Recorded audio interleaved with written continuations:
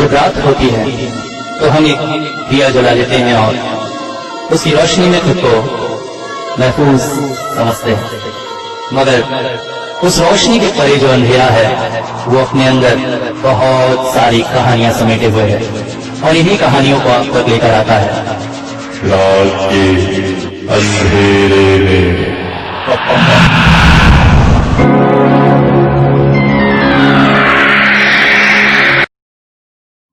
वैसे तो भूतों के कई प्रकार होते हैं, जिनमें से कुछ ऐसे होते हैं जो इंसान के मरने पर किसी त्रुटि की वजह से बनते हैं, जैसे भूला, निशिडाक। इनके बारे में तो सुना ही होगा आप लोगों ने।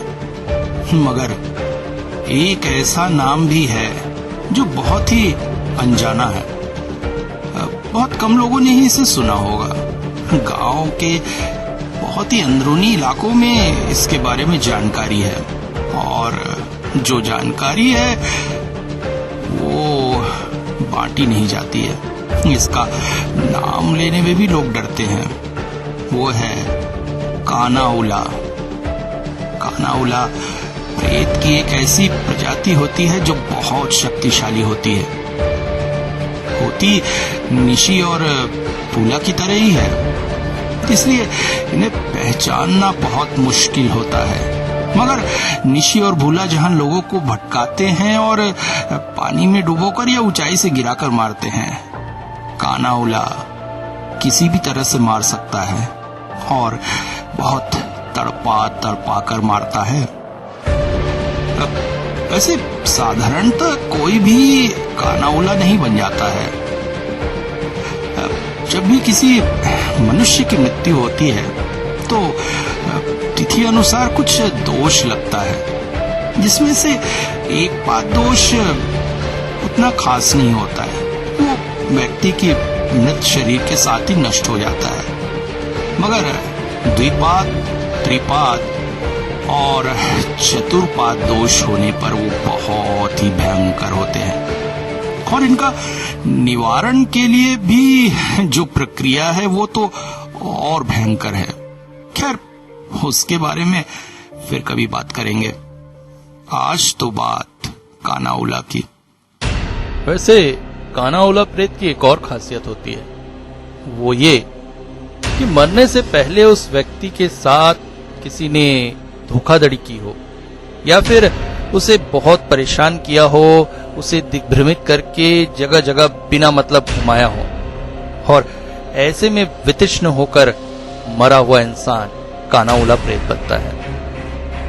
ये अदृश्य रूप में कहीं भी विद्यमान हो सकते हैं। क्या पता आप इस वक्त जिस कमरे में बैठे हैं, या जिस छत पर खड़े हैं, या फिर घर के जिस हिस्से में खड़े हैं वहां से दूर अंधेरे कोने में इस वक्त वो खड़ा हो और आपके ध्यान भटकने का इंतजार कर रहा हो। अब हमारी कहानी की शुरुआत होगी एक गांव से।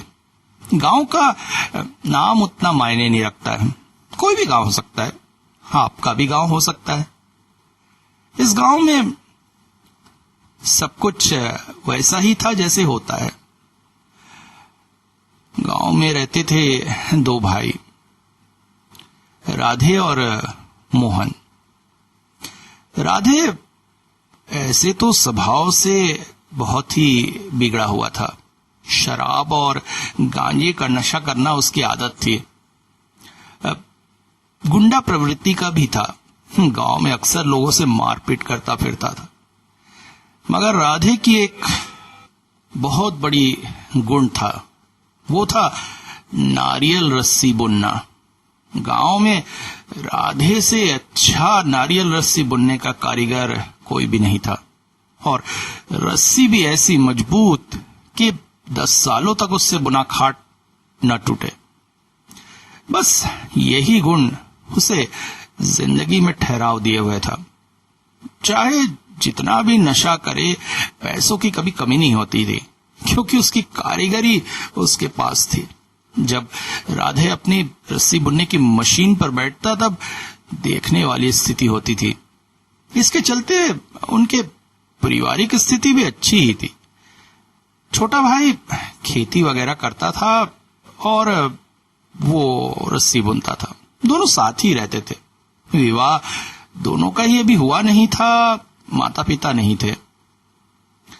अब छोटे भाई के लिए लड़की देखी जा रही थी।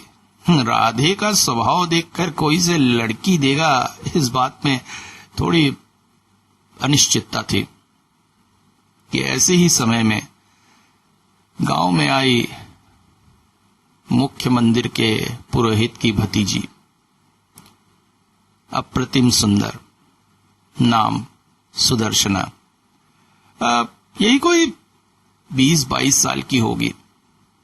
उसे देखकर राधे जैसे पागल सा हो गया। उसके रूप और मोह में फंसकर वो उसे अपना दिल दे बैठा। मन में इच्छा जगी कि उसे अपनी पत्नी के रूप में पाना है। वैसे जैसे गांव में होता है, यहाँ की भी परिस्थिति वही थी। गांव कई छोटे छोटे जातियों में बटा था। एक और ब्राह्मण जात थी, तो दूसरी ओर बुनकर, मछुआरे, चमार, इस तरह के अलग अलग हिस्सों में था।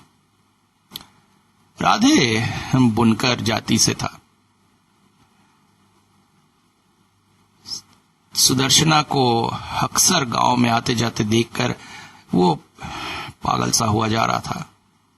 उसके अंदर की उद्दंडता एक दिन जोर मार गई और दबे पांव वो पुरोहित के घर पहुंच गया सुदर्शना से प्रेम निवेदन करने।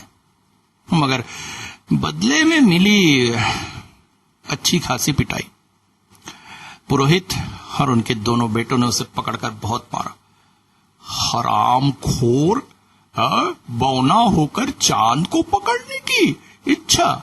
साले, तेरी औकात क्या है? एक तो नीची जाति, ऊपर से नशेड़ी। मर मर मर। दोनों बेटे बोल पड़े, अबे आज के बाद अगर तुझे इस घर के आसपास भी देखा ना तो काट के रख दूंगा। साला समझता क्या है बे? हमारी बहन से तो शादी करेगा, हमारा जीजा बनेगा। मार साले को, मार मार। बहुत पिटाई करके उसे घर से निकाल दिया गया। गांव में भी ये बात फैल गई कि राधे इस तरह की हरकत किया है। मगर राधे की उद्दंडता कहां कम होने वाली थी। अब तो वो खुलेआम गांव में कहता फिर रहा था कि वही सुदर्शना का पति है, और अगर किसी ने सुदर्शना से शादी करने की कोशिश की तो वो उसे काट डालेगा। वैसे सुदर्शना का विवाह पास ही के गांव के पुरोहित परिवार के लड़के हेमंत से तय था। हेमंत शहर में एक बड़ी सी फैक्ट्री में इंजीनियर था। जैसा सुदर्शना का रूप, वैसा ही हेमंत भी दिखने में था। इस घटना के कुछ दिनों बाद ही दोनों परिवारों ने तय किया कि दोनों का विवाह संपन्न कर दिया जाए और लड़की को पति के साथ शहर भेज दिया जाए। विवाह की तिथि तय हो गई। ये बात राधे के कानों में पहुंची। अब गुरुवार को नाच गाने का प्रोग्राम था, शुक्रवार को हल्दी चढ़नी थी और शनिवार को विवाह था। ठीक गुरुवार की शाम जब नाच गाने का आयोजन हो रहा था, राधे हाथों में एक बड़ा सा दाव लिए हुंकारता सा पुरोहित के घर पहुंच गया। वो मेरी है, उसे मुझसे कोई नहीं छीन सकता। एक काट डालूंगा जो उसे ले जाएगा। आज उसे मैं अपने साथ लेकर जाऊंगा, अपनी पत्नी बनाऊंगा। गांव में जैसे आंधी सी आ गई। लोग इधर उधर भागने लगे, चीखने चिल्लाने लगे। गांव में हलचल मची हुई थी। राधे हाथ में दाव लिए इधर उधर दौड़ रहा था।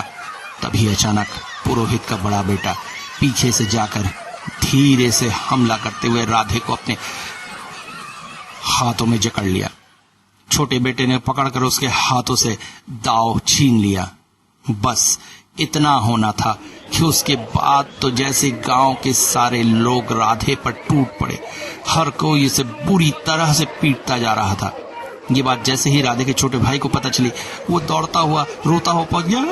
दादा दादा, वो लोगों से हाथ जोड़ने लगा। मेरे दादा को छोड़ दीजिए, मेरे दादा को छोड़ दीजिए, मैं वादा करता हूँ अब कुछ नहीं करेगा। मेरे दादा को छोड़ दीजिए, मेरे दादा को छोड़ दीजिए। गांव में एक आंधी सी आई हुई थी। बुरी तरह से पिटने के बाद राधे बेहोश हो गया। उसका छोटा भाई उसे अपने साथ घर ले आया। जब आंख खुली तो वो कराहते हुए बोला, मैं यहाँ कैसे? सुदर्शना कहाँ है? भाई भाई भाई तेरे हाथ जोड़ता हूं, उसे भूल जा। राधे का भाई बोल पड़ा, देख देख, आज उसकी हल्दी है, कल उसकी शादी है। उसे भूल जा भाई, मैं उसे नहीं भूल सकता। देख, अब वो तेरी पकड़ से दूर जा चुकी है। तालाब में नहाने गया था तो वहां कुछ लोग बातें कर रहे थे। पहले तो मुझे खूब सुनाया। क्यों बे? अपने भाई को समझा, गांव में ऐसी हरकतें अच्छी लगती है क्या? अरे साले को उस दिन मार ही डालना था, सिर्फ पिटाई करके छोड़ दिए है। गांव में ऐसी हरकत करते हुए तुम लोग को शर्म नहीं आती है? उन्हीं लोगों से पता चला कि पुरोहित और उसका परिवार लड़की को लेकर शहर चले गए हैं। वहीं उसकी किसी मौसी के घर में उसकी शादी होगी। राधे हड़बड़ा कर उठ गया। क्या? शहर में उसकी शादी? बताता हूं इन लोगों को, रुक, मुझसे छुपकर शादी देंगे। अब तो उसे अपनी पत्नी बनाकर ही गांव में लाऊंगा। समझ क्या रखा उन्होंने राधे को? अपने अलमारी से ढेर सारे पैसे जेब में रखकर राधे स्टेशन की ओर चल पड़ा और वहां से ट्रेन पकड़कर शहर। इधर पुरोहित पास ही के गांव के अपने एक रिश्तेदार के घर में थे।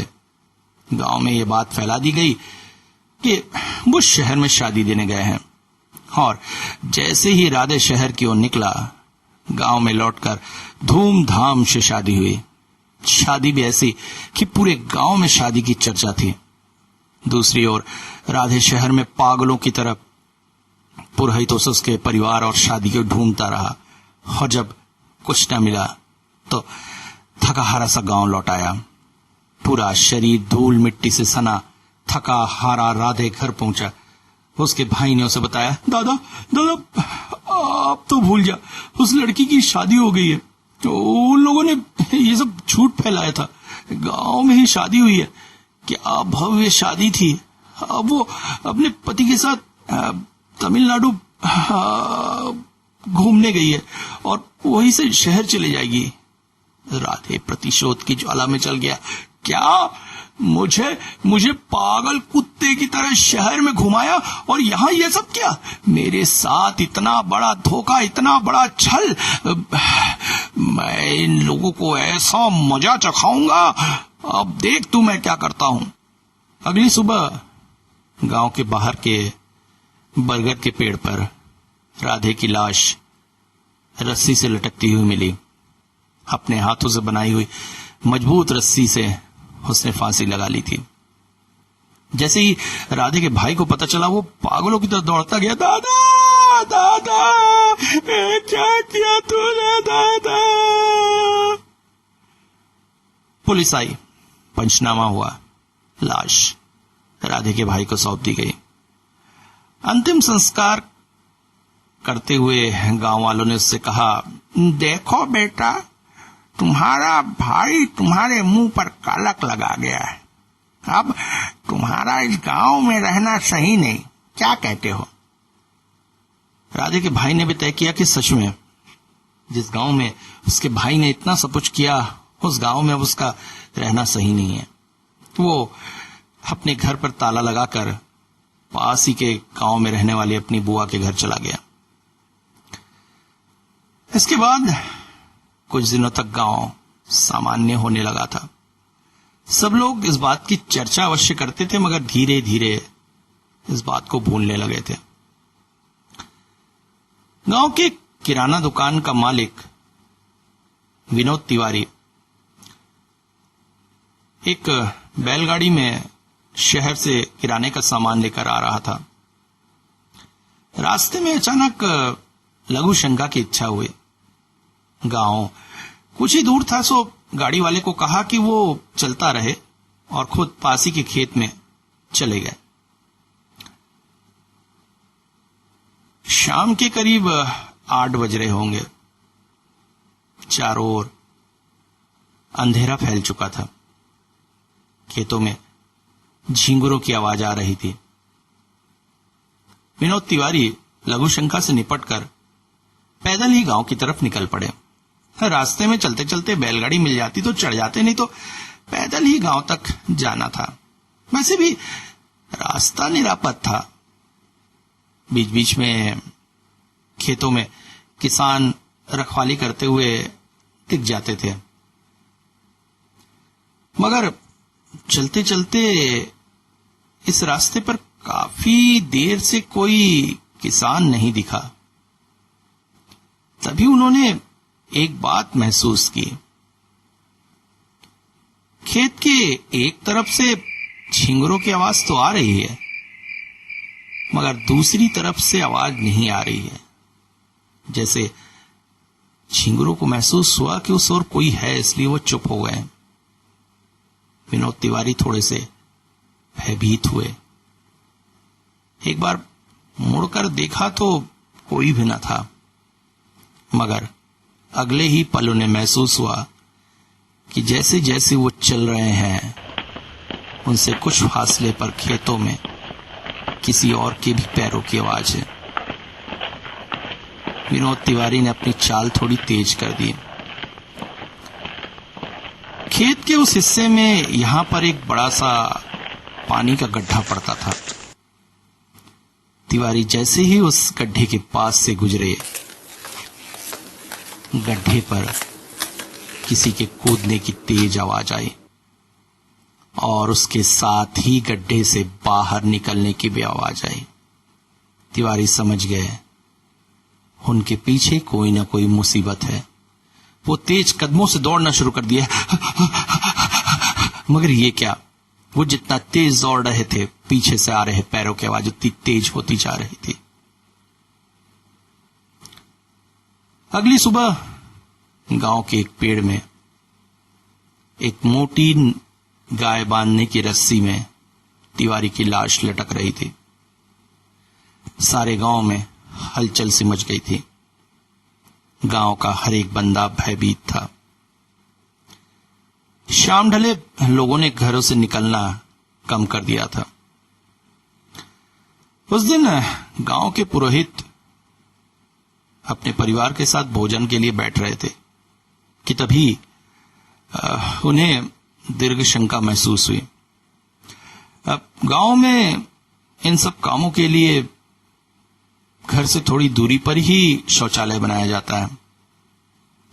अतः अपने बड़े बेटे से बोले, जरा गमछा और लोटा तो ला के दे, मैं आता हूं। पत्नी और छोटा बेटा जब कमरे में आए तो पिता को अकेले इस तरह जाने देने पर बड़े बेटे को डांटने लगे।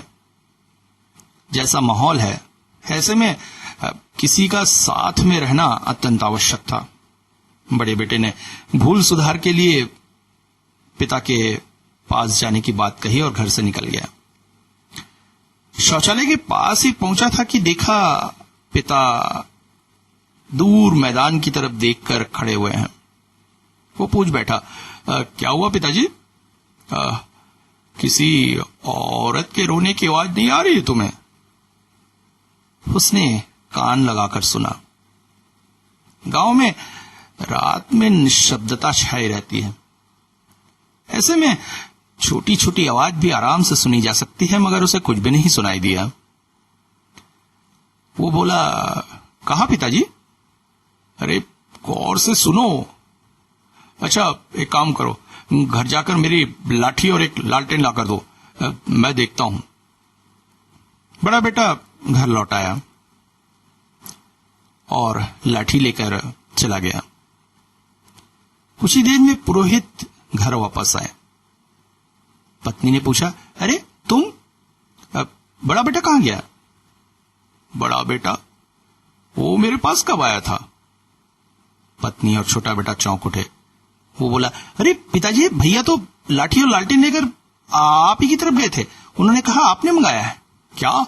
मैंने लाठी और लालटेन मंगाया है? मगर वो तो मुझसे मिला ही नहीं। एक सिहरन सी दौड़ गई परिवार में। आसपास के गांव के लोगों को इकट्ठा करके वो सभी हाथों में लालटेन और लाठी लेकर बड़े बेटे को खोजते हुए गांव में भटकते रहे। और तभी गांव के बाहर के बबूल के पेड़ में एक पुराने गमछे में लटकी हुई मिली बड़े बेटे की लाश। पूरे गांव में मातम छा गया और इसी के साथ छा गया डर का एक वातावरण,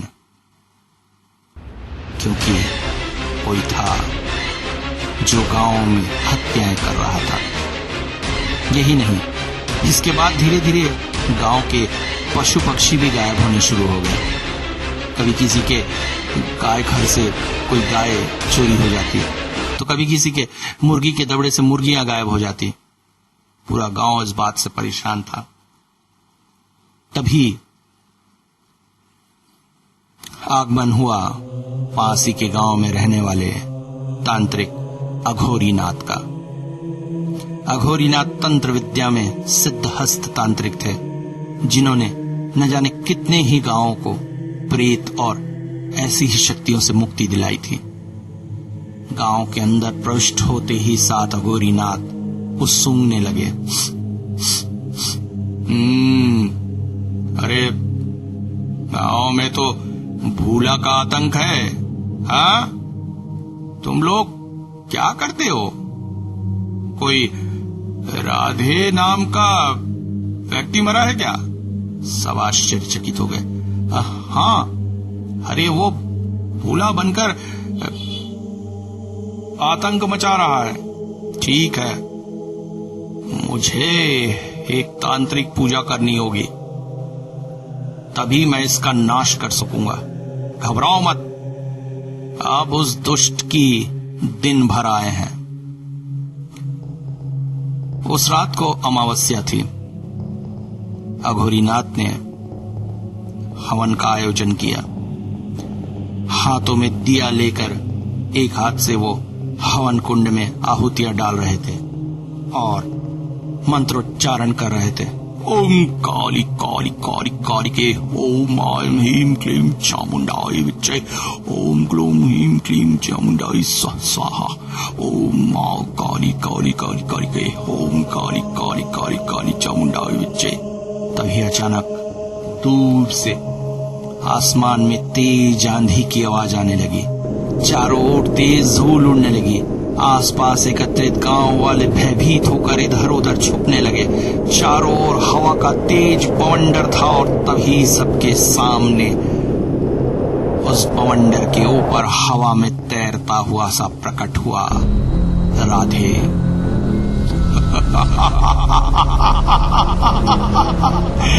क्या हुआ? इतने में ही डर गए? अभी तो शुरुआत है। अगर इस गांव को तबाह न कर दिया तो मेरा नाम नहीं।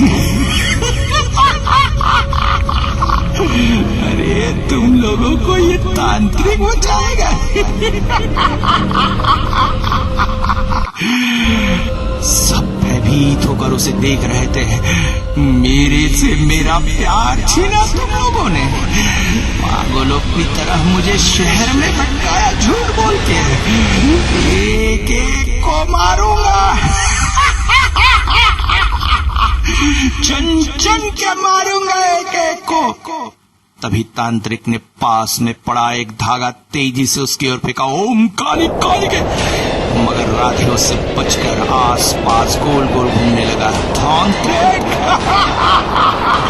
मुझे पकड़ेगा तो मुझे पकड़ने के लिए मुझे स्थिर करना होगा। कर मुझे स्थिर। और इसके साथ ही वो पवंडर बनकर तांत्रिक के चारों ओर घूमने लगा। तेज धूल उड़ने लगी। इस तेज हवा से अग्निकुंड की अग्नि बुझ गई थी। तांत्रिक के हाथों में पकड़ा हुआ दिया तेजी से फड़फड़ा रहा था। किसी भी वक्त वो बुझ सकता था। तभी अचानक तेज आसमान में बिजली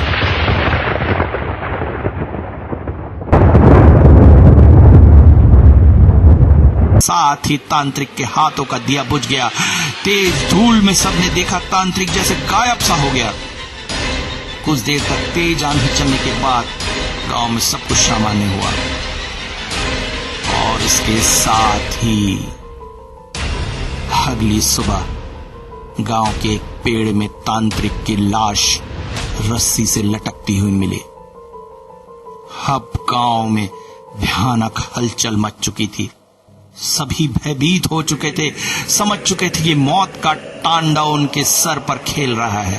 राधे की आत्मा उनसे प्रतिशोध की ज्वाला में जल रही है और अब इस गांव की रक्षा कोई भी नहीं कर सकता है, क्योंकि गांव के पास मौजूद इतने बड़े तांत्रिक जिसने बड़ी बड़ी प्रेत आत्माओं को वश में किया था, आज मृत्यु की गाल में समा चुके थे।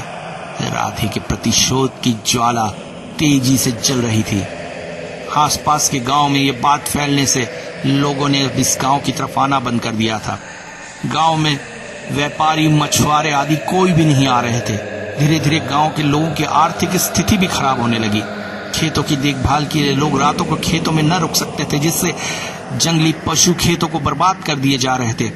पूरी तरह से गांव तबाही के मंजर को देख रहा था।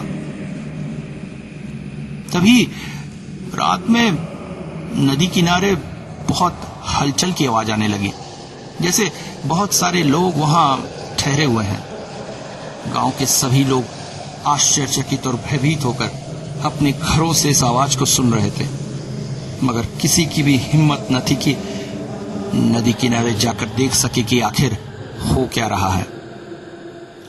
उन्हें यह तो समझ में आ गया था कि वो लोग जो भी है बहुत ही हिम्मती हैं, क्योंकि रात होते ही गांव में राधे के उत्पात से हर व्यक्ति अपने घर में बंद होकर रह जाता है। ऐसे में नदी किनारे ठहरना और राधे से बचना कोई बहुत ही शक्तिशाली व्यक्ति ही होगा। सवेरे गांव के पुरोहित और एक दो व्यक्ति नदी की ओर चल पड़े। नदी किनारे एक बड़ी सी नाव खड़ी थी।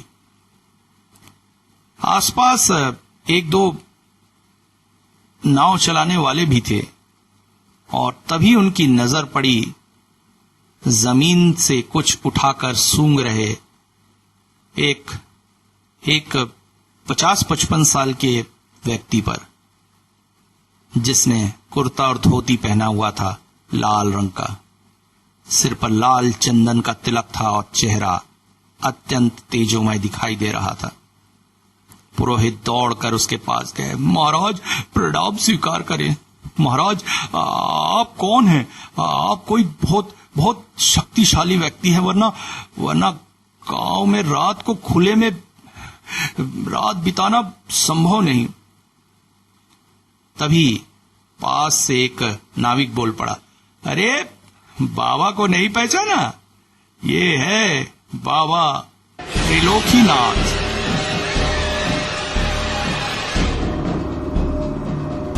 मिट्टी उठाकर सूंघ रहे त्रिलोकीनाथ ने पलटकर उनकी तरफ देखा। ओह, तो गांव में प्रेत का आतंक है। तभी मुझे लगा ही था कि इस तरह की बांस क्यों आ रही है मिट्टी से। मगर ये कोई साधारण प्रेत नहीं है, ये तो काना उल्ला है। गांव में किसी की मौत हुई थी क्या? एक व्यक्ति बोल पड़ा, हाँ, वो राधे नाम का एक उद्दंड युवक था। ओ, उसे मरने से पहले किसी ने बहुत परेशान किया था। नहीं महाराज, परेशान नहीं किया था। पुरोहित बोल पड़े और उन्होंने सारी कहानी त्रिलोकीनाथ को सुना दी।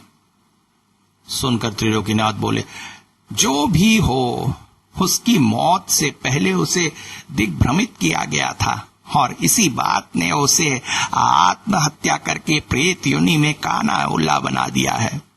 मगर इसे खत्म करना इतना आसान न होगा।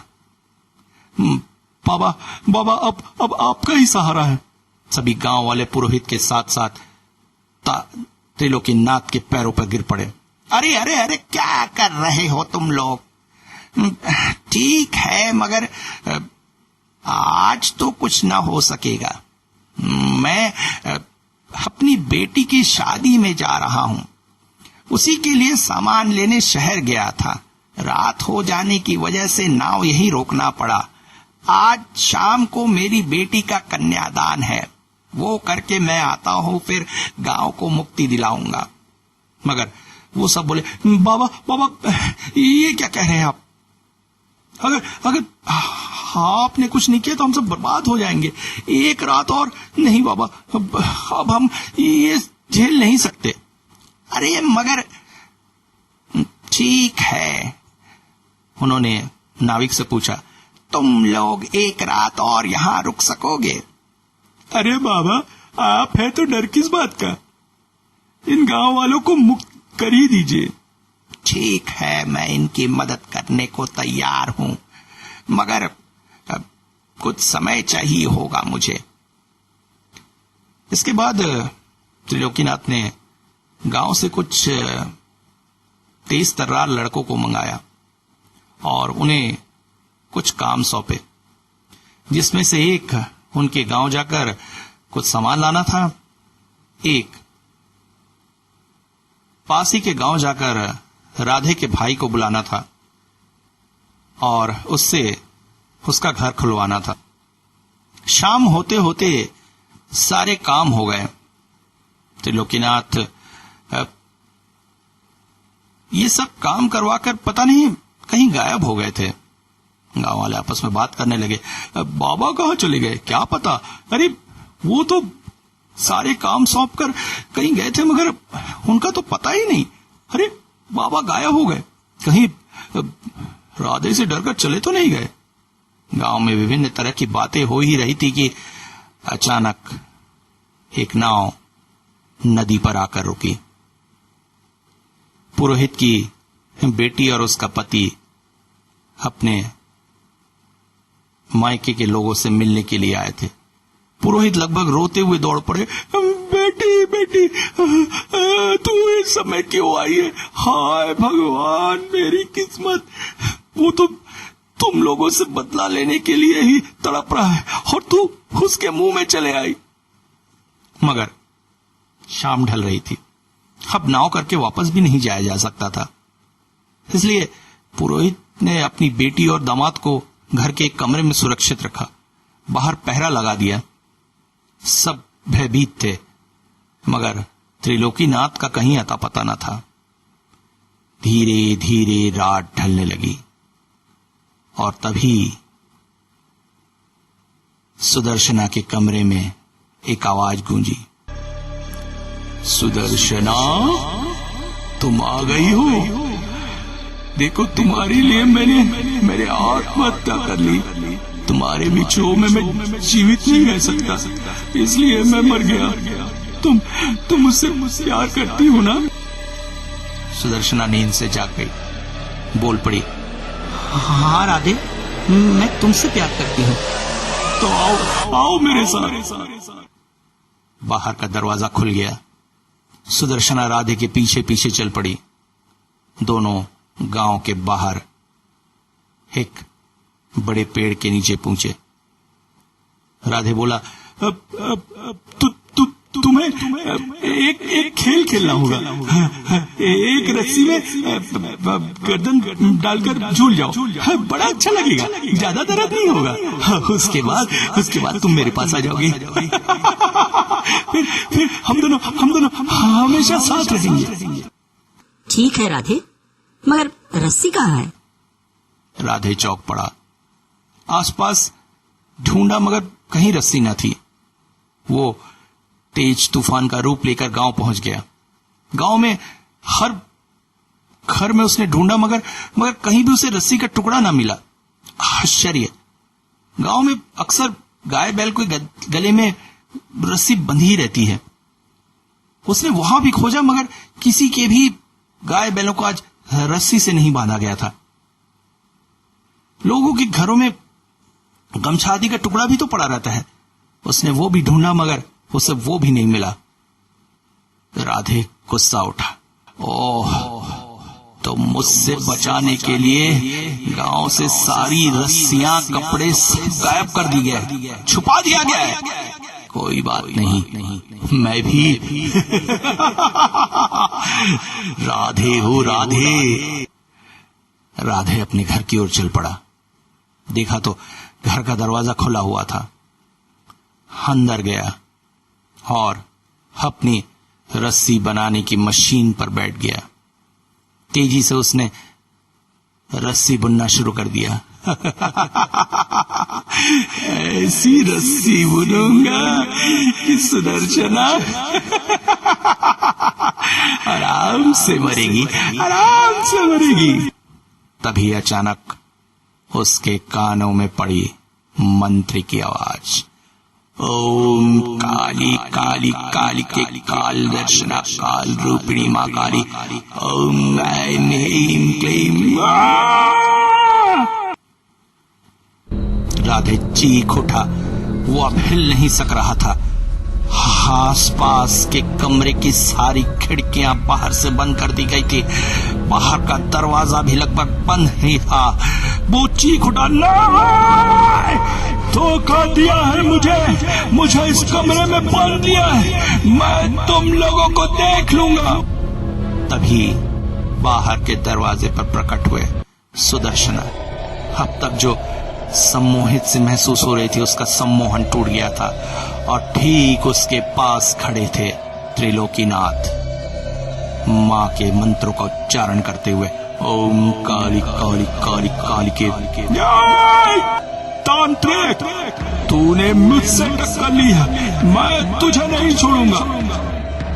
अब तो कुछ नहीं कर सकता है राधे, तो इस घर में बन चुका है।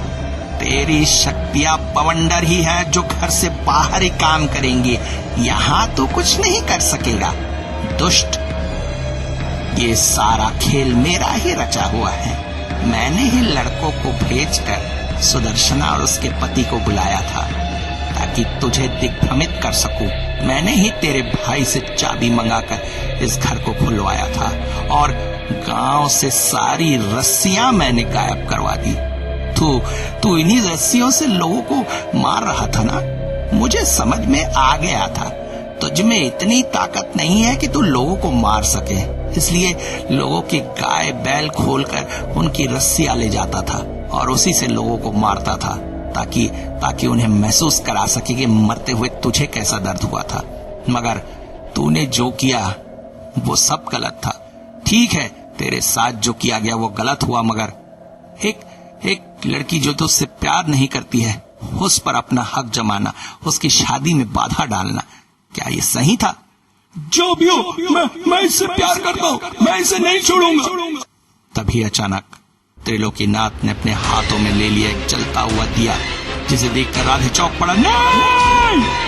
और त्रिलोकीनाथ ने मंत्र शक्ति के साथ उस दिए को उछाल दिया राधे की ओर। राधे का पूरा शरीर अग्नि से नहा गया।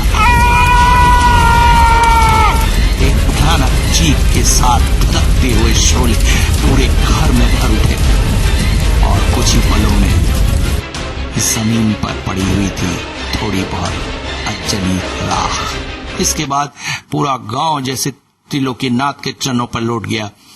मुख्य पुरोहित बोले, महाराज आपने बहुत एहसान किया, मेरी बेटी को बचा लिया, इसके लिए आपको इतना बड़ा त्याग करना पड़ा। अपनी बेटी का कन्यादान तक आपने नहीं किया।